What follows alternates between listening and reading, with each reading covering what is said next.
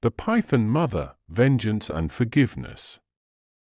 In a small village nestled along the banks of the Anambra River, life had always flowed as smoothly as the water that sustained the people. The village was a picture of tranquility. Lush green forests surrounded tidy compounds, and the air was filled with the laughter of children and the rhythmic sounds of women pounding yams for the evening meal. This village, you see, was under the protection of a powerful spirit known as the Python Mother. She was the guardian of the land, the keeper of wisdom, and the bringer of fertility. The villagers respected her and all her children, never harming the pythons that sometimes slithered through their compounds or basked in the sun near the river. Old Namdi, the village storyteller, would often gather the children under the big iroko tree in the center of the village to tell them about the Python Mother. "Children," he would say, his voice crackling with age but still strong, "remember that the pythons you see are the eyes and ears of the great Python Mother. Treat them with respect, for they are sacred. Leave offerings of milk and eggs near their homes, and the Python Mother will bless our village with good harvests and many healthy babies." The children would listen wide-eyed, both fascinated and a little frightened by the tales of the powerful spirit that watched over them. Among these children was a boy named Obinna. He was a bright-eyed, energetic child, always eager to prove himself. As Obinna grew into a young man, he became known for his skill with a spear. He could hit a flying bird from a great distance, and his prowess in hunting small game was unmatched among the young men of the village. Obinna's father had passed down to him a special spear, one that had been in their family for generations. It was said that this spear had been blessed by a great warrior, and it never missed its mark. Obinna treasured this spear above all his possessions, seeing it as a symbol of his family's strength and his own growing status in the village. As the years passed, Obinna's pride grew along with his skill. He began to chafe at the old traditions, seeing them as superstitions that held the village back. "Why should we fear pythons?" he would argue with his friends. "They are just snakes, not spirits. We could clear more land for farming if we didn't have to leave the forests untouched for fear of disturbing the Python Mother's home." The elders would shake their heads at such talk, warning Obinna to show more respect. But the young man's heart was filled with ambition, and he dreamed of making a name for himself beyond the confines of their small village. One hot afternoon, as the sun beat down mercilessly on the village, Obinna decided to go hunting in the forest. The village had been experiencing a dry spell, and game had been scarce. Obinna was determined to bring back a big catch to impress everyone. As he ventured deeper into the forest than he had ever gone before, the air grew cooler, and the sounds of the village faded away. The trees here were older, their branches twisting together to form a dense canopy overhead. Obinna felt a shiver run down his spine, but he pushed aside his unease and pressed on. Suddenly, he heard a rustle in the undergrowth. Obinna raised his spear, his heart pounding with excitement. But what emerged was not the antelope he had hoped for. Instead, a beautiful python slithered out onto a sun-warmed rock, its scales shimmering with iridescent colors in the dappled forest light. For a moment, Obinna stood transfixed. The python was unlike any he had seen before, larger and more vibrant. It regarded him with eyes that seemed to hold ancient wisdom. In that instant, a small voice in the back of Obinna's mind whispered that this was no ordinary snake, that he should leave it in peace. But then his pride took over. Here was a chance to prove once and for all that the old superstition were nonsense. With a swift motion, Obinna raised his spear and struck. The python, caught unaware, had no chance to escape. It thrashed briefly before lying still, its bright eyes dulling in death. As Obinna stood over his kill, a strange feeling came over him. The forest, which had been alive with the sounds of birds and insects, fell eerily silent. A cold wind rustled through the leaves, and for a moment Obinna could have sworn he heard a distant, mournful wail. Shaking off his unease, Obinna slung the python over his shoulder and made his way back to the village. He strutted into the central square, calling out for everyone to see his great catch. People gathered around, but instead of the admiration he expected, Obinna saw shock and fear on their faces. Old Namdi pushed his way to the front of the crowd, his face ashen. "Obinna," he said, his voice trembling, "what have you done? This is no ordinary python. Look at its markings, this is a child of the python mother herself." Obinna laughed nervously. "Don't be ridiculous, old man. It's just a snake, bigger than most, but still just a snake. There's no such thing as the python mother." But even as the words left his mouth, a great rumble of thunder shook the sky. The villagers looked up in alarm. There wasn't a cloud in sight, yet the sound had been unmistakable. That night, as the village settled uneasily to sleep, a great storm broke over them. Rain lashed down in torrents, and the wind howled through the trees like a grief-stricken spirit. The Anambra River, usually so calm, began to swell ominously. By morning, the village was in chaos. The river had burst its banks, flooding several compounds. In the fields, the crops that had been struggling in the dry spell now lay flattened and drowning in muddy water. And most terrifying of all, children throughout the village woke burning with fever, their small bodies shaking with chills that no amount of palm frond fanning could ease. The villagers gather. In the square, fear and confusion etched on every face. The elders convened an emergency meeting and soon sent for Nwanika, the oldest and wisest priestess in the region.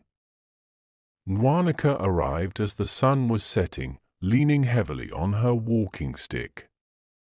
Her white hair was wrapped in a faded cloth, and her eyes, though clouded with age, still shone within a fire.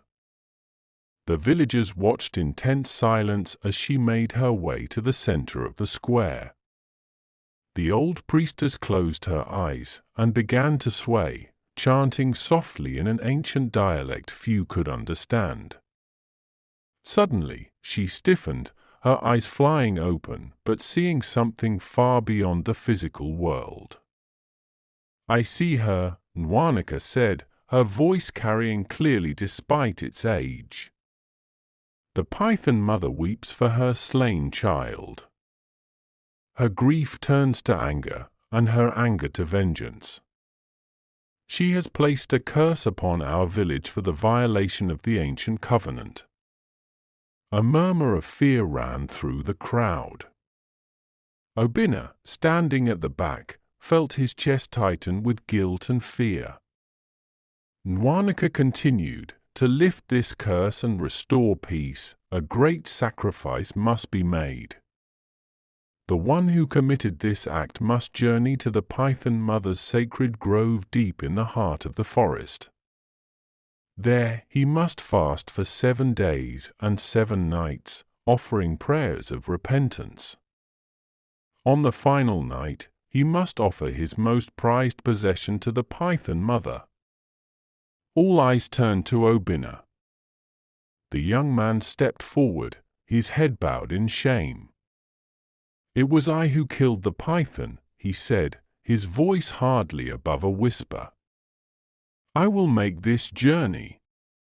The next morning, guided by Nwaneka's instructions, Obinna set out for the sacred grove. The journey was perilous. The heavy rains had turned forest paths into muddy quagmires, and twice Obinna nearly lost his footing on treacherous slopes. Strange sounds echoed through the trees, and more than once, Obinna felt unseen eyes watching him.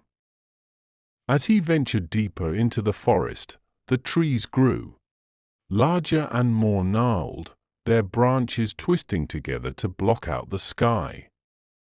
The air grew thick with mist, and an otherworldly quiet settled over everything.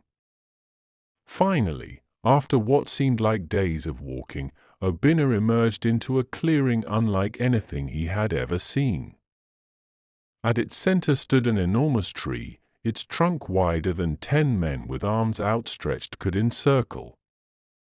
The tree's roots rose and fell like great serpents, forming natural alcoves and tunnels. This, Obinna realized with a mix of awe and terror, was the sacred grove of the Python Mother. For 7 days and 7 nights, Obinna fasted and prayed. He knelt before the great tree, offering heartfelt apologies for his arrogance and begging forgiveness for the harm he had caused. At times, he thought he saw large shapes moving in the mist at the edge of the clearing, but whether they were pythons or spirits or merely tricks of his hunger-weakened mind, he could not say. As the sun set on the 7th day, Obinna knew the moment of truth had come. His body was weak from fasting, but his mind was clearer than it had ever been. He understood now the foolishness of his pride, the wisdom in the old ways he had so casually dismissed. Taking a deep breath, Obinna unwrapped the cloth that protected his father's spear, his most prized possession.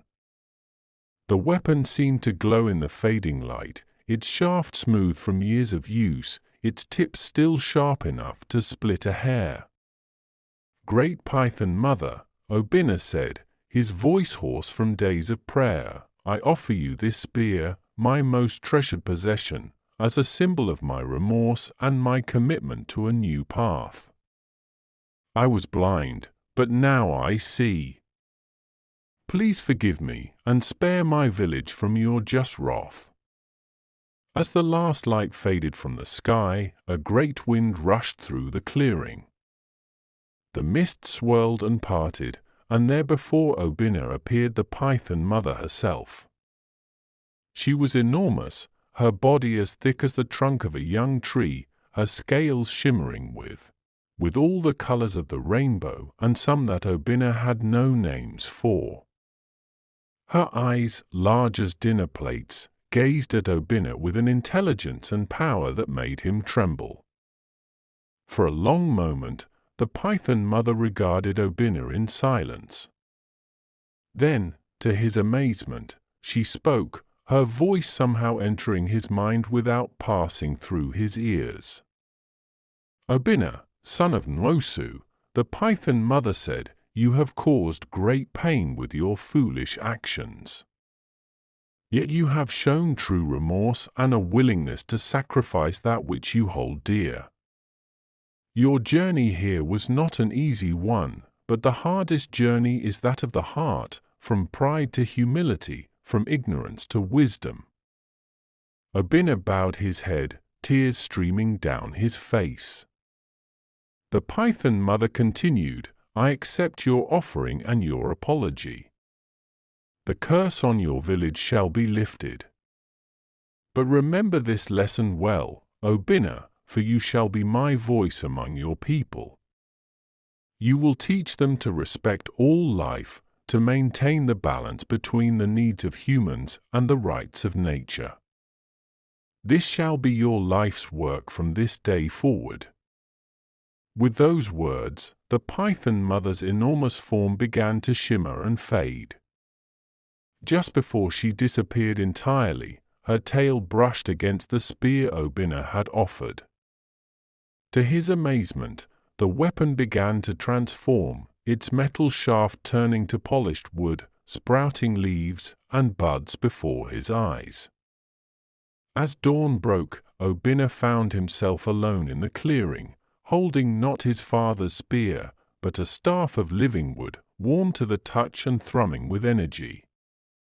He understood that this was a symbol of his new role and the wisdom he had gained. Obinna made his way back to the village, the journey somehow easier than before, as if the forest itself was guiding him home. As he emerged from the trees, he saw with joy that the floodwaters had receded. The air was filled with sounds of celebration. The villagers rushed to greet him, marveling at his transformed appearance and the strange staff he carried. Old Namdi approached, tears in his eyes. "The river has calmed," he said, "the crops are growing again, and the children's fevers broke with the dawn. You have saved us all, Obinna." But Obinna shook his head. "No, it was the Python Mother's mercy that saved us. I have much to tell you all, and much to teach about the ways we must live to maintain harmony with the spirits of the land." From that day forward, Obinna became an ambassador for the Python Mother.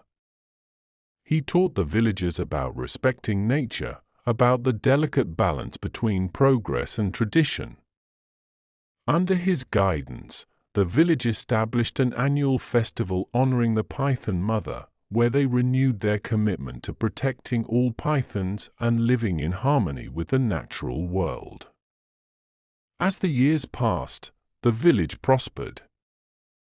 The harvests were bountiful, the river remained calm, and the people lived in peace. And sometimes, on quiet nights, the villagers would see a giant python watching over them from the forest's edge, a reminder of the powerful guardian spirit who shared their land and their lives. Thank you for watching. Please subscribe for more beautiful African tales.